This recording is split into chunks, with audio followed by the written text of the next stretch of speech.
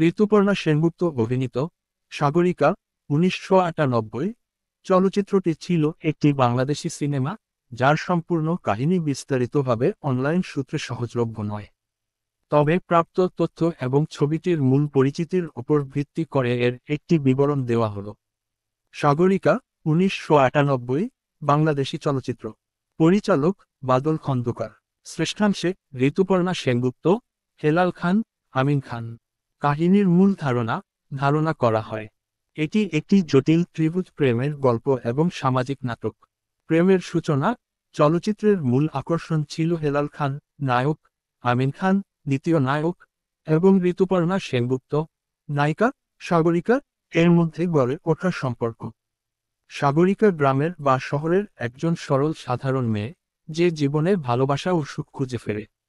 সংঘাত ও প্রতিদ্বন্দ্বিতা। দুই যুবকের মধ্যে সাগরিকার মন জয় করার জন্য তীব্র প্রতিদ্বন্দ্বিতা শুরু হয়। এই প্রতিদ্বন্দ্বিতা শুধুমাত্র প্রেমের মধ্যেই সীমাবদ্ধ ছিল না, এর সাথে সামাজিক অবস্থান এবং ক্ষমতা বা প্রতিশোধের মতো বিষয়ও যুক্ত থাকতে পারে। আবেগ এবং বিচ্ছেদ। গল্পের মোড় সাধারণত ভুল বোঝাবুঝি, পরিবারের বিরোধিতা বা ষড়যন্ত্রের কারণে নায়ক নায়িকার সাময়িক বিচ্ছেদ বা কষ্টের মধ্য দিয়ে এগোয়। পরিণতি। বহু চড়াই উতরাই, ত্যাগ ও বেদনার পর অবশেষে নায়ক নায়িকার মিলন দেখানো হয়। এই চলচ্চিত্রটি মূলত তার রোমান্টিক গানগুলোর জন্য ব্যাপক জনপ্রিয়তা পেয়েছিল। বিশেষ করে সাগরিকা বেঁচে আছি তোমারই ভালোবাসায় গানটি এই ছবির পরিচিতি ও সাফল্যের অন্যতম কারণ।